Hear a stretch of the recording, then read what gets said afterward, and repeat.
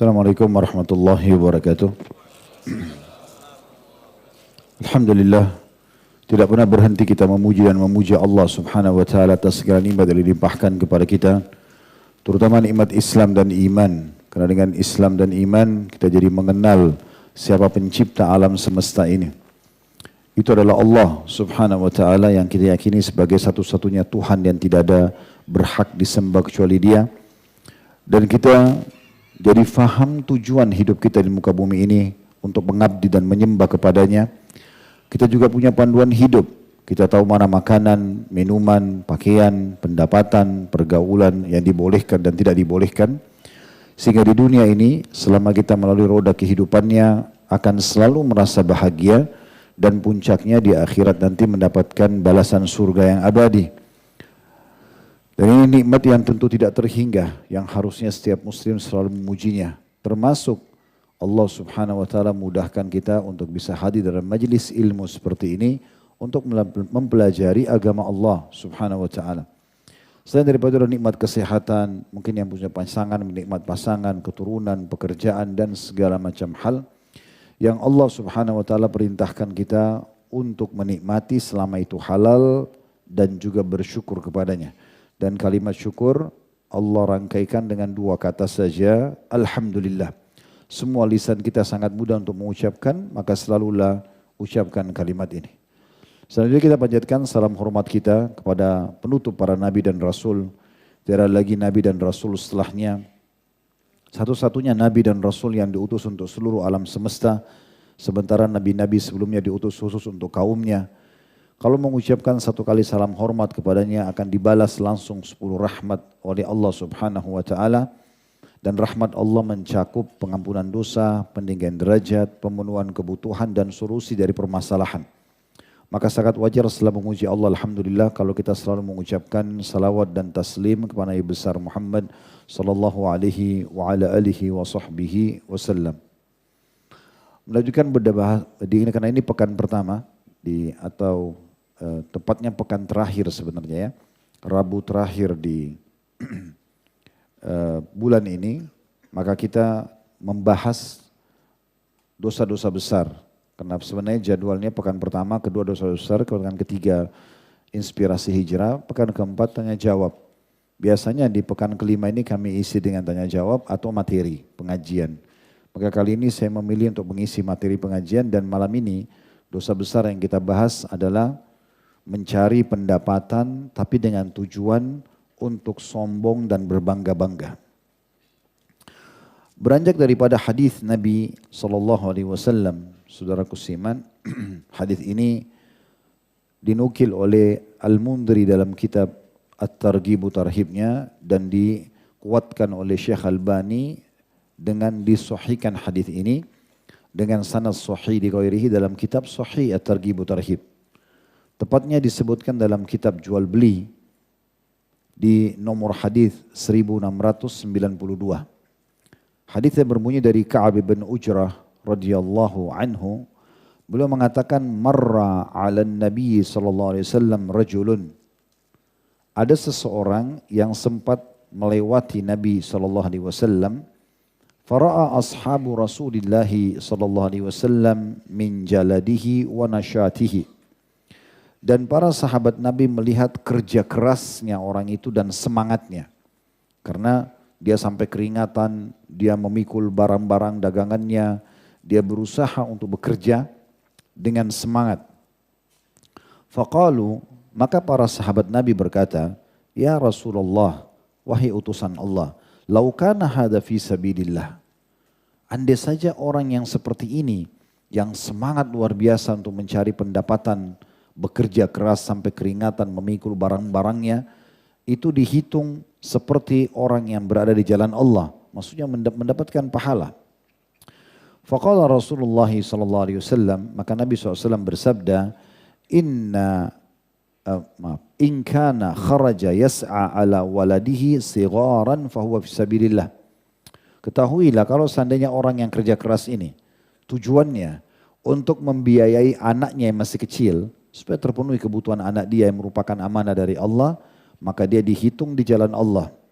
Wa in kana kharaja yas'a ala abawaini syaikhaini kabiraini fahuwa fisabilillah. Dan kalau dia juga bekerja seperti ini, keringatan, semangat, terus saja mencari pendapatan untuk membiayai kedua orang tuanya yang sudah tua, maka juga dianggap dia di jalan Allah. Wa in kana kharaja yas'a ala nafsihi ya'ifuha fahuwa fisabilillah. Dan kalau dia keluar tujuannya untuk memenuhi kebutuhan dia pribadi, maka dia juga di jalan Allah. Kemudian penutupan hadisnya ini akan jadi bahasan kita dan saksi bahasan kita, di garis bawahi, wa in kana kharaja yas'a riya'an wa mufakharatan fahuwa fi sabilis syaitan. Tapi kalau seandainya orang seperti ini keluar mencari pendapatan tujuannya untuk riya, untuk pamer, dan juga sombong, fahuwa fi sabilis syaitan, maka orang ini berarti berada di jalan syaitan. Kalau di jalan syaitan berarti menuju kemana? Ke neraka. Berarti kita lihat di sini ada dua bagian hadis. Kalau orang itu bekerja tujuannya mencari nafkah untuk dirinya, untuk anaknya, untuk orang tuanya, tentu kalau anak masuk dalamnya adalah juga istri, dia membiayai kebutuhan-kebutuhan ini semua dari rezeki halal, maka itu pahalanya sangat melimpah.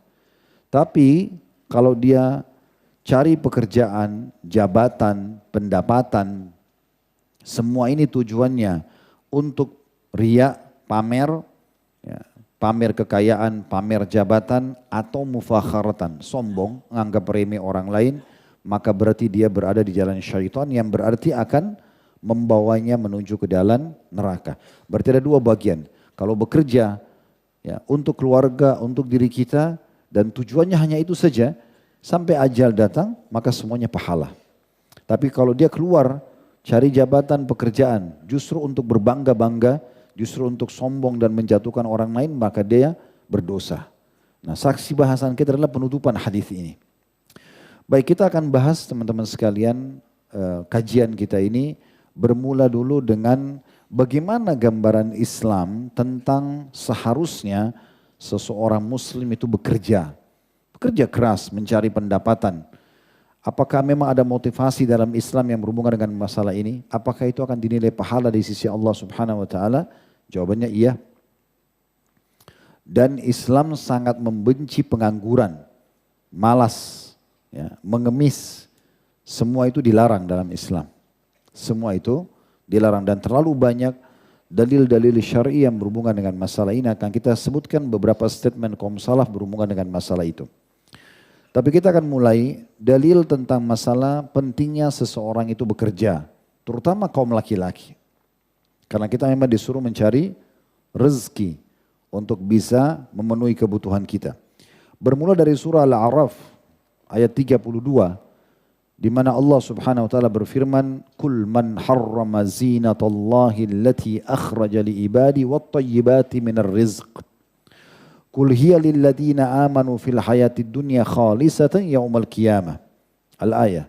Artinya, katakan hai Muhammad, siapakah yang berani mengharamkan atau melarang apapun yang Allah sudah keluarkan untuk hamba-hambanya nikmati, makanan, minuman, ya, pendapatan, rumah, kendaraan, pakaian. Siapa yang mengatakan itu haram? Sementara Allah sudah siapkan untuk perhiasan bagi hamba-hambanya dan juga thayyibat minar rizq. Semua yang bagus-bagus, yang berkualitas selama halal boleh dinikmati. Maka Allah mengatakan, katakanlah pendapatan-pendapatan seperti itu menikmati sesuatu yang halal untuk orang-orang beriman di dunia, dan juga orang kafir akan mendapatkan di dunia, namun di akhirat khusus untuk orang-orang beriman saja. Jadi orang beriman kalau mereka bekerja mencari nafkah, mereka bisa nikmati di dunia, mereka makan makanan yang enak, minum minuman yang enak, pakai pakaian yang nyaman, kendaraan, rumah, segala macam. Islam tidak pernah batasi pendapatan penganutnya. Boleh dia menjadi orang paling kaya, orang yang paling tinggi jabatannya, orang yang paling bagus prestasi di lembaga pendidikannya, boleh saja. Tidak dilarang, selama itu halal. Gitu kan? Dan dia bisa nikmati di dunia, di akhirat juga kalau dia niatkan itu. Bukan untuk sombong, akan menjadi sumber pahala dan derajat yang tinggi di surga. Maka Allah mengatakan, katakanlah itu untuk orang-orang beriman di dunia dan di akhirat khusus untuk mereka saja akan mendapatkan balasan yang sempurna di surga nanti. Kemudian juga Allah Subhanahu wa taala memerintahkan kita agar mencari rezeki, menyebar di muka bumi, terutama bagi kaum laki-laki dalam surah Al-Mulk ayat 15. Huwallazi ja'ala lakumul arda dhalulan famshu fi manakibiha wa kulu min rizqi wa ilaihin nusyur. Dialah Allah yang telah menjadikan untuk kalian bumi layak untuk dipijaki, ditinggali, diambil hasilnya, dicocok tanami, dibangun atasnya.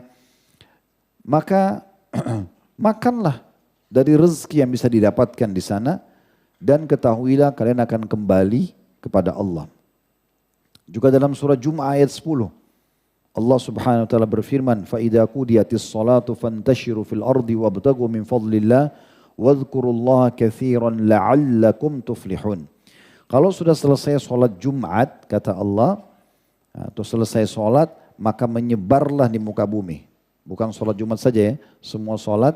Kalau sudah selesai salat, menyebarlah di muka bumi untuk mencari karunia Allah dan ikutkan kegiatan kalian itu banyak mengingat Allah. Artinya hati-hati dengan lupa kepada Allah yang terjerumus pada yang haram. Agar kalian termasuk orang-orang yang beruntung.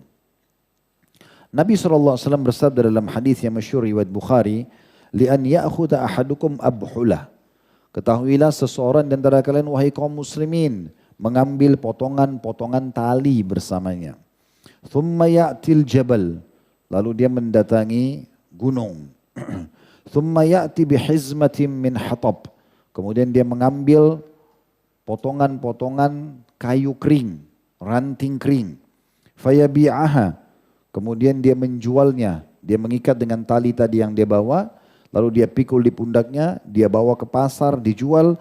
Fayastagni bithamaniha. Kemudian dia mulia.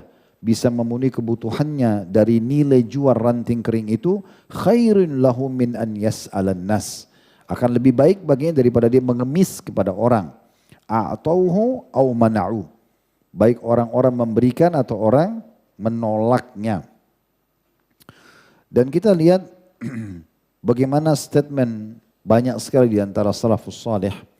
Saya ingin mulai dengan penyampaian yang disampaikan oleh Luqman Al-Hakim alaihissalam. Ini seorang nabi, walaupun beliau tidak masuk dalam hitungan 25 nabi dan rasul. Tetapi disebutkan dalam Al-Quran namanya surah Luqman, ada Luqman ya. Luqman alaihissalam berkata kepada anaknya dalam satu riwayat, "Ya bunayya, wahai anakku, istagni bil kasbil halal." Selalu cari pendapatan halal. Jangan pernah malas, jangan pernah mengemis. Bekerja, cari pendapatan, tapi halal. Fa innahu maftakara ahadun illa asabathu ihda thalathu khisal. Karena tidak ada orang yang meninggalkan pendapatan bekerja yang halal itu kecuali dia akan ditimpa salah satu dari 3 permasalahan. Yang pertama kata Luqman, rikkatun fidinihi, lemah agamanya. Orang yang tidak punya pendapatan, malas, pengangguran, agamanya lemah. Bisa dibeli ya, dengan sebungkus makanan, dengan pakaian, pindah agama. Agamanya lemah. Tapi di saat kita punya pendapatan, punya pekerjaan, agamanya kuat. Maka yang paling pertama musibah yang datang kepada orang yang malas dan tidak punya pendapatan, lemah agamanya, lemah keyakinannya. Yang kedua, kata beliau, au dha'fun fi aqlihi, atau akalnya lemah. Akal juga bisa lemah. Lihat orang-orang yang pengangguran itu, bertahun-tahun pengangguran, cuma nunggu pemberian orang, mengemis pada orang lain. Dia tidak akan punya banyak ide. Kaku, vakum, gak bisa buat apa-apa. Kalaupun diajak diskusi, otaknya tidak akan bisa berpikir. Karena memang dia tidak bergerak, tidak berusaha. Duduk di pinggir jalan, hanya sibuk dengan meja caturnya, dan bertahun-tahun begitu terus. Ngobrol, yang penting minum kopi, 1 gelas cukup, gak masalah. Sama temannya tidak bekerja, bahkan kadang-kadang ganggu orang. Saya tidak tinggung siapapun, ini saya cuma kasih contoh secara umum. Ya. Tapi memang umumnya orang seperti ini kata Luqman, dha'fun fi aqlihi. Beda dengan orang yang berusaha kerja di sini, Walaupun dia misalnya tidak bisa lanjutin kerja, dia buat melamar di tempat lain. Dia berusaha berpikir bagaimana mengembangkan usahanya, bagaimana membiayai keluarganya. Maka otaknya itu bergerak. Maka tidak lemah dia secara akal. Karena biasa menghadapi permasalahan-permasalahan lalu mencari solusinya. Yang ketiga, awwahaun fi muru'ati. Orang yang tidak punya pendapatan, terutama halal, terhina kehormatannya. Ya. Kalau dia miskin, dia susah, maka bisa saja dihina kehormatannya. Ya. Kemudian kata beliau, tentu ini bukan bicara, oh kalau begitu orang miskin terhina Ustaz. Bukan. Tetapi ini adalah motivasi agar orang semuanya bekerja. Karena orang yang berhasil teman-teman sekalian, orang yang sukses itu dari sisi ekonomi pun sama waktunya sama kita. Ya, 24 jam sama nggak? Atau orang kaya itu waktunya 27 jam? Enggak. Sama punya dua mata nggak? Sama punya dua tangan, dua kaki, sama lahir dari rahim seorang ibu, sama bernafas juga dari hidung. Mereka nggak punya ekstra hidung di kepalanya supaya bisa nafas lagi tambahan, enggak. Kenapa mereka bisa, kenapa kita nggak bisa? Al-malas. Ya, karena malas, nggak mau berkembang, terus saja mau begitu. Jadi bisa terhina. Ya. Dan kata beliau, wa a'zam min hadza. Yang lebih parah daripada itu. Bagi orang yang tidak mau mengelola pendapatannya atau mau mencari pendapatan tambahan supaya dia bisa lebih mulia, istighfafun nasu bihi. Orang akan anggap remeh. Apa kata Umar? Ini kata Umar bin Khattab radhiyallahu anhu, statement yang sangat menarik dari bahasa beliau. Beliau mengatakan, inni la'ara ar-rajula fayu'jibuni syakluh. Saya pernah lihat orang, saya kagum dengan penampilannya. Oke banget penampilannya. Tampan, bersih, berwibawa. Kata Umar, فَإِذَا سَأَلْتُ عَنْهُ فَقِيلَ لَا عَمَلَ لَهُ سَقَطَ مِنْ عِينِ. Tapi pada saat saya tanya, ada kerjaannya enggak? Ada bisnis yang dia kembangkan enggak? Ada kreativitas yang dia lakukan untuk punya pendapatan? Kalau dikatakan tidak ada, maka jatuh dia dari mataku. Enggak punya penilaian. Ya. Begitu juga diingatkan oleh Qais ibn Asim rahimahullah pada saat beliau mau wafat, seorang ulama di masanya, dia mengumpulkan anak-anaknya sambil dia memberikan nasihat begini. Alaikum bil mali wastina'ah. Kalian harus mencari pendapatan, punya harta, ya, dan mengelolanya dengan baik. Fa innahu mambahatul karim. Karena dia adalah sumber yang baik. Punya pekerjaan, punya pendapatan, mulia. Wa yustagna bihi 'anil laim, dan menyelamatkan dari kehinaan. Wa iyyakum wal mas'alah, dan jangan pernah buka pintu mengemis, fa innahu akhiru kasbar rajul. Karena dia adalah pendapatan terakhir bagi seseorang. Kalau betul-betul usaha kita sudah bangkrut, kita nggak bisa lagi makan pada hari itu kecuali minta, maka di saat itu kita minta. Dan perlu teman-teman tahu, terutama kaum laki-laki di sini. Ya, Nabi SAW dalam banyak hadis, beliau yang mulia, beliau melarang umatnya terutama dari kalangan laki-laki itu untuk meminta sesuatu selama masih punya bekal makan walaupun satu kali sehari. Kalau kita masih punya bekal untuk makan sehari nggak boleh ngemis. Mau kerja, cari pendapatan mulia, bukan ulurin tangan. Dan ingat hadis Nabi SAW, tidak ada orang yang membuka pintu afaf, kemuliaan. Dia mau punya pendapatan tapi dari hasil kerjanya, kecuali Allah bukakan pintu kekayaan.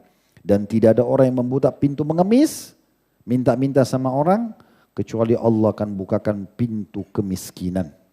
Ya, ini jelas sekali dalilnya. Sa'id bin Musayyib rahimahullah, seorang ulama tabi'in juga berkata, la khaira fiman la yatlubul mal. Tidak ada penilaian positif dan baik bagi seseorang yang tidak bekerja mencari pendapatan. Malas, pengangguran, gak boleh dinilai baik. Ini kata Sa'id bin Musayyib. Ini ulama besar kalangan tabi'in, muridnya Abdullah bin Umar radhiyallahu anhu. Kalau antum baca Sa'id bin Musayyib, ini ulama besar. Beliau mengatakan tidak ada kebaikan bagi orang yang tidak cari pendapatan. Yaqdi bihi dainah, yang dia bisa bayar utang-utangnya dari pendapatan itu. Wa yasunu bihi irdah, dia jaga kemuliaannya, ya, nama baiknya. Wa yaqdi bihi thimamah, memenuhi kebutuhan-kebutuhannya. Wa in mata, Kalau dia mati, taraka mirathan liman ba'dah. Dia bisa tinggalkan warisan buat anak cucunya. Selama hidup terpenuhi, meninggal juga tinggalkan baik untuk anak cucunya. Ya. Jadi pendapatan itu luar biasa dalam Islam. Ya. Saya pernah menyusun teman-teman sekalian sebuah tema. Tema itu saya judulkan Islam dan Kekayaan. Di situ kami sebutkan 40 alasan secara agama kenapa kita harus punya pendapatan. Kenapa kita harus mengejar menjadi orang yang mampu dan punya pendapatan. Dan banyak sekali syariat Allah Subhanahu wa taala yang berhubungan dengan masalah pendapatan. Ya, itu mungkin ada pertemuan tersendiri. Kemarin sempat kalau tidak salah tablik akbar waktu itu ya, kita di Jawa Timur. Dan itu insya Allah sudah diangkat di YouTube kami, bisa lihat Islam dan Kekayaan. Cukup banyak sekali. Ya, di antaranya haji, zakat, itu kan memang dikatakan bagi yang mampu. Tapi jangan antum mengatakan, oh saya kan tidak mampu. Udahlah, saya nggak usah pikirin zakat, nggak apa-apa. Saya jadi mustahik aja terus penerima zakat. Enggak, antum harus dobrak diri antum. Harus kapan saya bisa menjadi muzaki, saya mengeluarkan zakat. Jangan terus menerima dari orang. Mohon kepada Allah dan berusaha. Dan seorang penyair Arab mengatakan, manjadda wajad. Yang berusaha pasti akan dapat. Ini penting sekali untuk digarisbawahi. Begitu juga dengan haji. Jangan bilang, oh saya tidak mampu jadi nggak usah pikirin haji. Enggak, targetkan bagaimana sebelum meninggal harus bisa haji. Dan innamal a'malu binniyat. Allah akan balas sesuai dengan niatnya. Kalau antum niat, ya sudahlah saya nggak mampu, nggak usah pikirin zakat, nggak usah pikirin haji. Ya sudah sesuai dengan niat antum. Enggak, saya harus haji, saya harus zakat, saya harus maju, saya harus punya perusahaan, saya harus bisa biaya keluarga saya harus begini dan begitu. Allah kasih nanti. Innamal a'malu binniyat. Semua yang sudah dengan itu. Udah deh saya bekerja begini pendapatan saya 2 juta. Udah gini aja deh enggak apa-apa sampai tua. Ya udah dikasih sampai tua begitu. Kan? Baik, selanjutnya. Nabi SAW sendiri dalam riwayat Imam Ahmad memerintahkan kita semua agar berlindung kepada Allah Subhanahu wa taala dari kefakiran, kekurangan, keterhinaan. Kata beliau dalam hadis yang sahih ini, ta'awwadhu, selalu minta perlindungan kepada Allah minal fakri, dari kemiskinan, wal killati, kekurangan, wadzillati, dan keterhinaan. Dan beliau mengingatkan juga ya dalam hadis yang lain riwayat An-Nasa'i, Allahumma inni a'udzubika minal ju'. Ya Allah, aku berlindung kepadamu jangan sampai aku kelaparan. Maksudnya tidak punya pendapatan. Fa innahu bi'sal daji', ya artinya karena itu adalah seburuk-buruk keadaan. Dan juga beliau mengajarkan kita semua umatnya doa, Allahumma inni a'udzubika minal ajzi wal kasal. Ya Allah, aku berlindung kepadamu jangan sampai aku putus asa dan juga malas. Wal jubni wal bukhul, aku pengecut, jadi pengecut dan juga pelit. Wa ghalabati daini wa qahri rijal, dan dikuasai, terlilit utang dan dikuasai oleh orang-orang. Umar bin Khattab radhiyallahu anhu pernah satu kali teman-teman sekalian beliau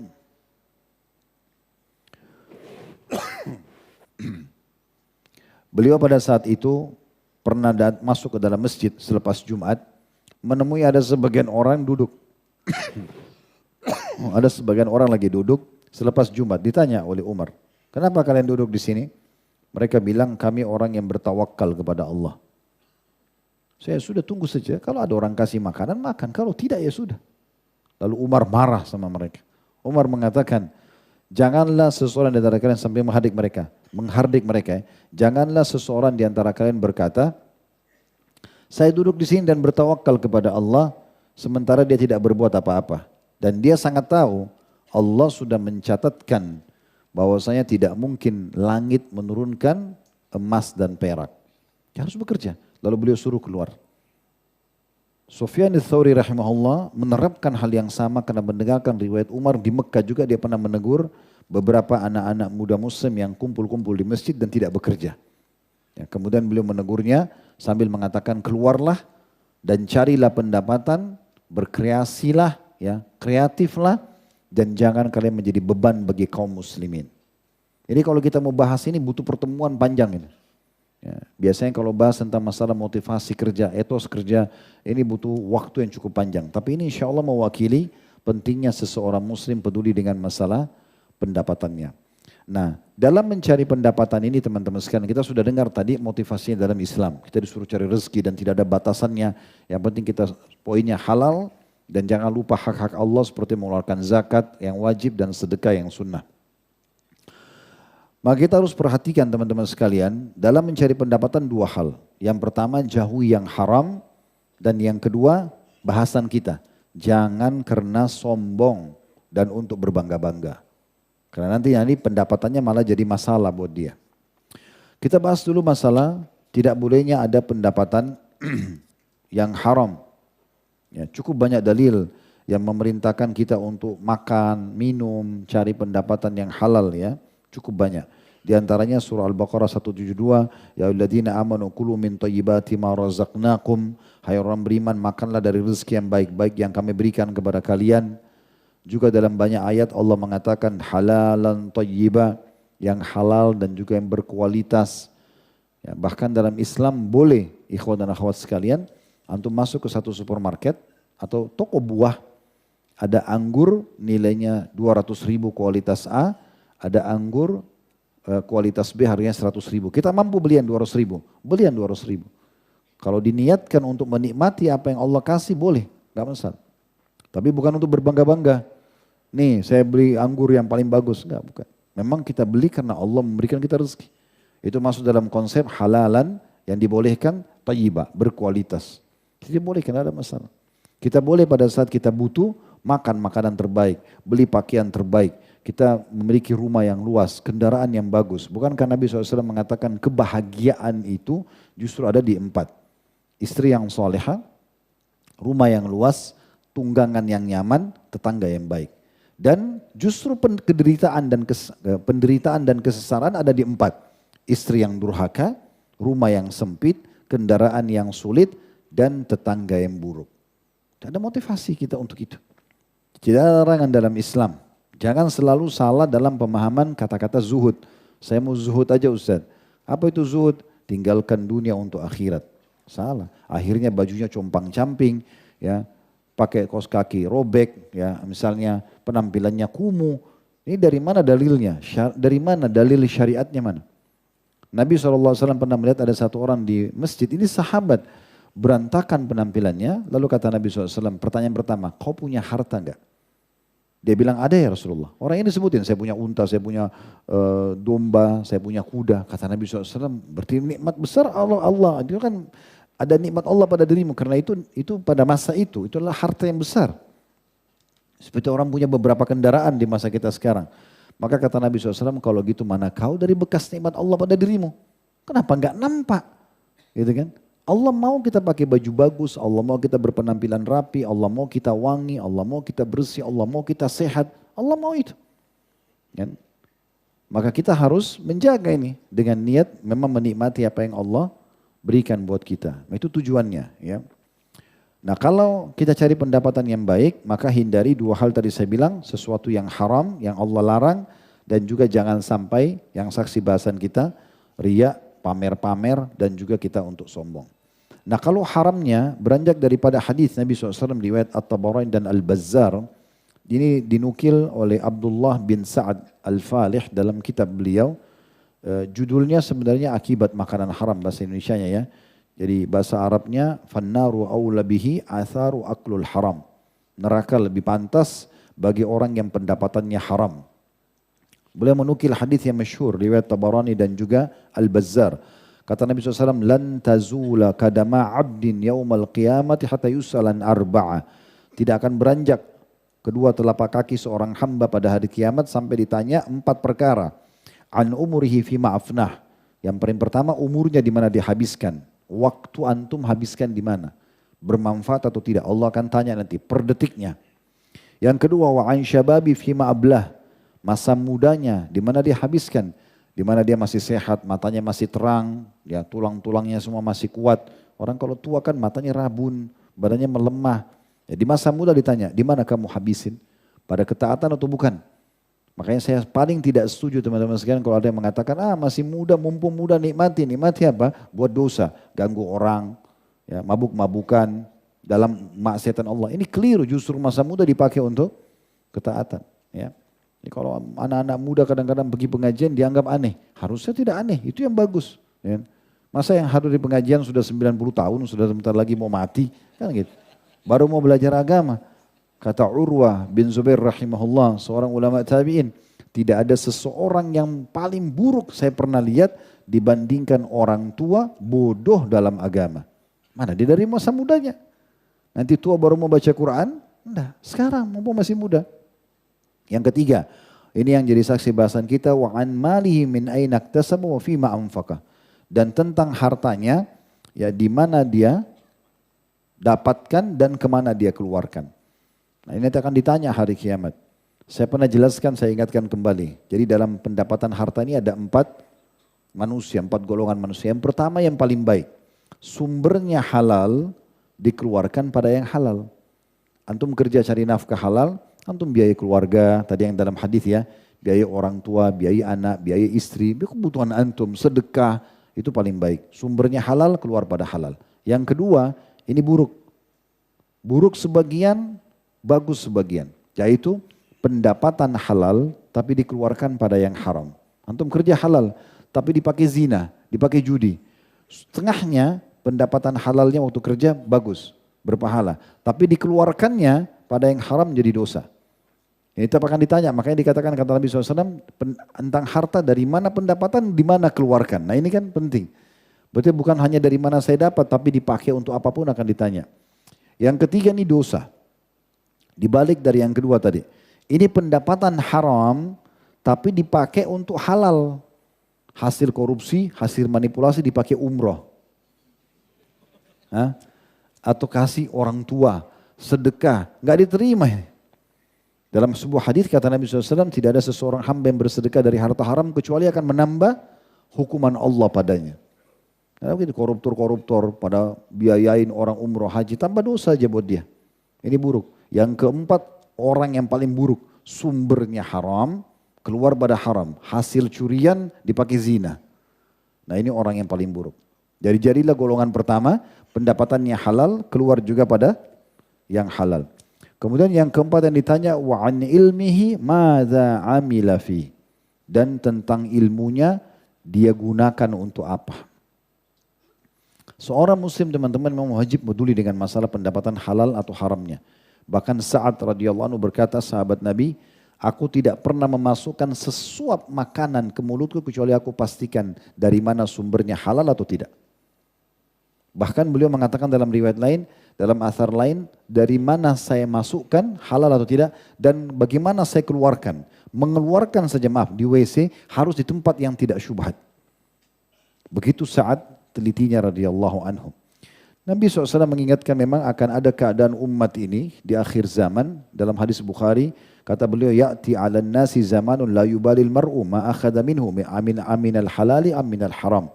Akan datang zaman nanti, ya, banyak manusia atau umat Islam ini tidak peduli lagi dari mana sumber pendapatannya, apakah halal atau haram.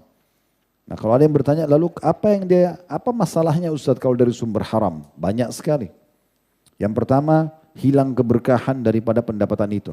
Sebanyak apapun pendapatan antum selama haram tidak ada keberkahan. Apa makna berkah? Cukup.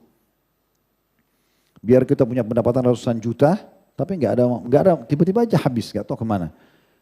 Tapi kalau keberkahan, pendapatan cuma 2 juta, 3 juta, 4 juta, tapi berkah, artinya Allah SWT berikan kecukupan. Ada orang hidup sama 2 anaknya, 3 anaknya, istrinya ada, mertuanya kadang-kadang datang, bisa dibiayai dari uang itu, ada keberkahan. Itu yang paling pertama. Itu diangkat daripada sabda Nabi SAW. Beliau angkat dalam bukunya ya. Al-bayyi'ani bil khiyari malam yatafarraqa. 2 orang yang sedang transaksi jual beli, ya, itu punya pilihan untuk melanjutkan transaksi atau putus atau tidak lanjutkan selama belum berpisah. Fa in sadaqa wa bayyana, kalau dua-duanya jujur dan transparan, burika lahuma fi bai'ihima. Allah akan berkahi di transaksi mereka. Antum kalau jual motor, pernah tabrakan, ditanya, pernah tabrakan enggak? Pernah. Cuma saya sudah bawa ke bengkel, coba lihat aja. Sudah baik kok. Enggak masalah. Jangan bilang, oh enggak pernah tabrakan. Padahal sudah 3 kali tabrakan. Maka itu tidak akan terjadi transaksinya. Orang cuma ambil nomor telepon, pergi, enggak transaksi. Wa in katama wa kadzaba, kalau seandainya dua-duanya menyembunyikan dan berdusta, muhikat barakatu bai'ihima, akan diangkat keberkahan transaksinya. Kemudian yang kedua, tidak akan diterima doanya. Dia panjatkan bagaimanapun kalau pendapatannya haram tidak diterima. Kata Nabi SAW kepada Sa'ad bin Abi Waqqas dalam sebuah riwayat At-Tabarani, Ya Sa'ad atib mat'amak takun mustajabad da'wah. Wahai Sa'ad, perbaiki sumber pendapatanmu, makananmu harus halal, maka doamu akan diijabah. Salah satu kelebihan Sa'ad radhiyallahu anhu adalah beliau mustajab doa. Beliau mustajab doa. Tentu banyak sekali dalil berhubungan dengan masalah ini, saya ringkaskan. Kemudian juga beliau mengangkat sebuah riwayat tentang masalah haji dan umrah. Walaupun hadis ini diriwayatkan Tabarani masih diperselisihkan ulama, ada yang melemahkan, ada juga yang menghasankan. Kata Nabi SAW, "Idza kharaja ar-rajulu hajan bi nafaqatin thayyibah." Kalau seandainya seseorang keluar pergi haji menggunakan pendapatan yang baik, yang halal. Wa wada'a rijlahu fil gharzi, dan dia mulai meletakkan kakinya di jalan yang dia mau melangkah untuk pergi haji, fanada labbaik Allahumma labbaik. Lalu kemudian mulailah dia membaca talbiyah. Labbaik Allahumma labbaik, ya Allah aku jawab panggilanmu dengan santun. Nadahu munadin minas sama', maka akan ada seruan dari satu malaikat di langit yang berkata kepadanya, labbaika wa sa'daik, ya, panggilanmu telah dijawab, ya, dan kebahagiaan akan engkau dapat. Zaduka halal, bekalmu halal, warahilatuka halal, tungganganmu juga halal, wa hajjuka mabrurun ghairu ma'zur, dan hajimu akan mabrur, ya, dan tidak akan ditolak. Wa idza kharaja bin nafaqatil khabitha, dan kalau seandainya dia keluar pergi haji, umrah masuk dalamnya dengan pendapatan haram, fa wada'a rijlahu fil gharzi, lalu dia letakkan kakinya, pijakan di tanah yang dia ingin menuju ke Mekah, fanada labbaik. Kemudian dia mulai ucapkan talbiyah labbaik, maksudnya ya Allah aku jawab panggilanmu.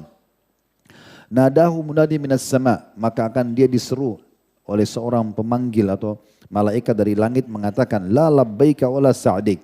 Tidak akan dijawab panggilanmu ini dan juga tidak ada kebahagiaan untukmu. Zaduka haram, pendapatanmu haram. Wa nafakatuka haram, juga pendapatanmu haram. Wa hajjuka ghairu mabrur, dan hajimu tidak akan pernah, ya, diterima.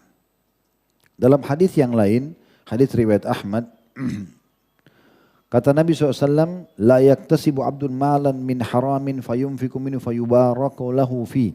Tidaklah seorang hamba mencari harta dari keharaman lalu menafkahkan dengan diberikan keberkahan. Maksudnya tidak akan ada keberkahan dari nafkah yang haram. Wala yatasaddaqu bihi fayuqbalu min. Kalaupun dia sedekah tidak akan diterima darinya. Wala yatruku khalfa dhahri illa kana zadahu ilan nar.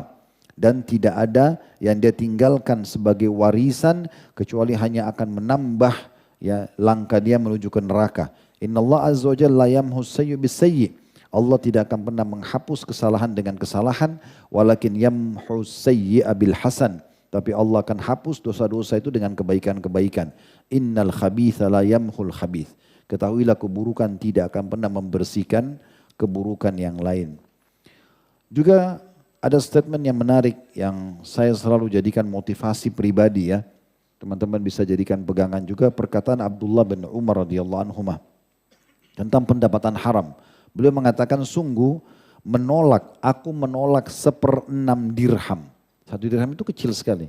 Dibagi 6 lagi. Saya 1.000 rupiah dibagi 6 lagi. Ya. 150 rupiah atau 200 rupiah. Ini contoh saja. Ini istilah di masa itu dirham. Dan bukan berarti angkanya sama. Tapi ini contoh 1 dirham itu kecil sekali. 1/6 dirham. Dipecah lagi jadi 6. Ya. Sungguh aku menolak 1/6 dirham dari keharaman adalah lebih baik daripada 100.000 dirham yang dinafkahkan di jalan Allah. Jadi menolak yang haram sedikit lebih baik di sisi Allah menurut Abdullah bin Umar dibandingkan kita sedekah dengan uang yang besar. 1/6 dirham yang ditolak haram lebih aku sukai daripada aku bersedekah dengan 100.000 dinar atau dirham. Abdullah bin Mubarak rahimahullah, seorang ulama tabi'in, mengatakan, sungguh jika aku menolak 1 dirham dari syubhat, lebih aku sukai daripada bersedekah dengan 600.000 dirham. Nolak 1 dirham, ini ditawarin kita, tapi tidak jelas. Teman kantor tawarin transaksi yang tidak jelas, apalah pendapatannya. Tapi kita ragu, udah nolak itu lebih baik kata Abdullah bin Barak daripada bersedekah dengan 600.000 dirham. Kita tolak 1.000 rupiah haram, lebih baik pahalanya di sisi Allah daripada bersedekah dengan 600 juta rupiah misalnya. Itu statement para ulama salaf. Kemudian beliau mengatakan juga hati itu akan rusak dengan pendapatan haram. Imam Ahmad pernah ditanya, bagaimana caranya agar hati bisa lunak? Mudah tersentuh. Kalau diingatkan gak boleh akhi, gak boleh ukhti, ini haram, jangan dilakukan. Lakukan ini karena ini baik. Bagaimana hati bisa lunak, bisa menerima itu? Beliau mengatakan dengan pendapatan yang halal. Jadi kalau ada masalah ini, rumah tangga sering ribut suami istri, anak nakal. Salah satu faktor yang harus kita teliti adalah sumber yang mereka makan halal atau tidak. Itu permasalahan. Jadi kalau halal itu, subhanallah harta halal tidak akan merusak apapun. Bahkan harta halal, biar antum lupa handphone antum satu tempat. Kalau itu halal, akan antum temukan kembali. Dengan izin Allah SWT akan kembali, selama itu halal. Kalau itu haram, biar kita simpan baik-baik, bisa Allah punya cara menghilangkannya. Juga beliau mengatakan hidup akan gelisah dengan orang-orang yang melakukan kesalahan-kesalahan seperti ini. Tambah lagi ancaman-ancaman yang berat nanti dengan siksaan pada hari kiamat. Di mana Nabi SAW mengatakan dalam hadis Tabarani, ayyuma lahmin nabata min suhtin fannaru awla bihi. Daging dan darah yang tumbuh dari pendapatan haram maka neraka lebih pantas baginya. Dan sekian banyak tentu yang beliau sebutkan di sini dalil-dalil yang berhubungan dengan masalah itu. Tadi saya bilang pendapatan harus halal dan kalau dia tidak akan atau dia akan terganggu kalau kita melanggar dua hal. Pendapatannya haram atau kita karena sombong dan pamer, ya, juga merendahkan orang lain. Bagi teman-teman yang pegang buku Al-Kabair, dosa-dosa besar kita, nanti bisa lihat dalilnya lebih panjang lebar dari halaman 17 sampai halaman 21 atau 23 tepatnya.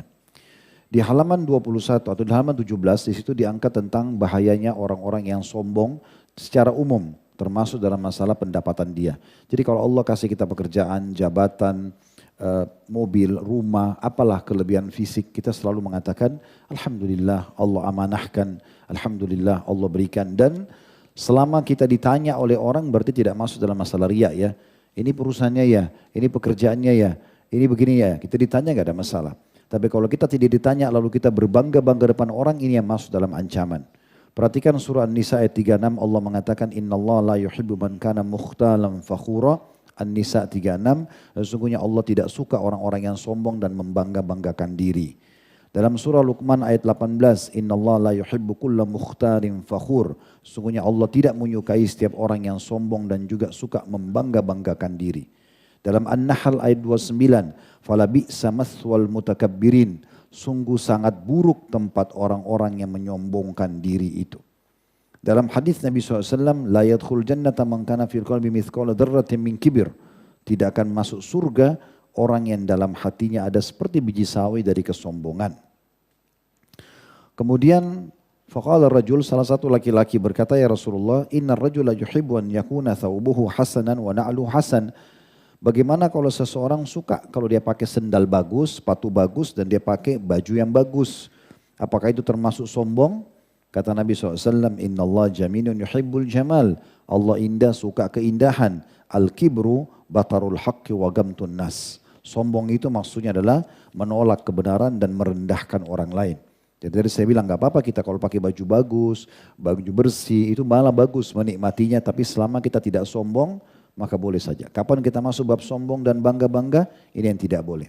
Kemudian juga hadis Nabi SAW, ala ukhbirukum bi ahlin nar. Mau enggak saya tunjukkan kalian penghuni neraka?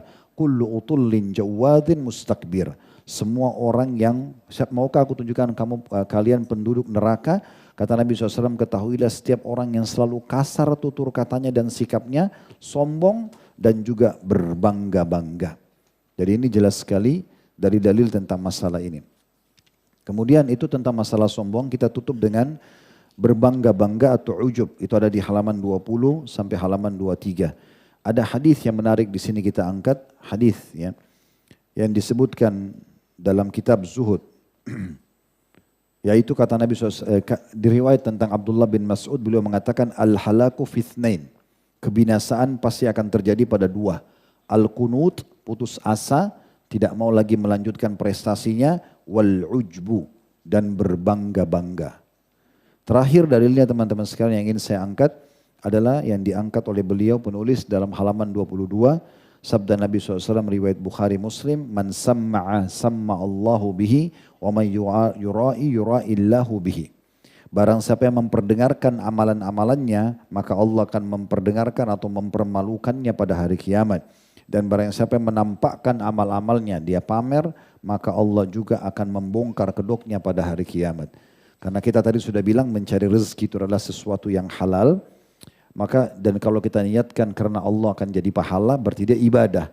Nah, kapan seseorang menodai itu dengan justru berbangga-bangga dan sombong, maka berarti dia akan masuk dalam bab dosa tentunya. Baik, kita tutup dulu dengan sholat isya, baru kita buka tanya jawab insyaAllah. Subhanakallahumma bihamdika, asyhadu an la ilaha illa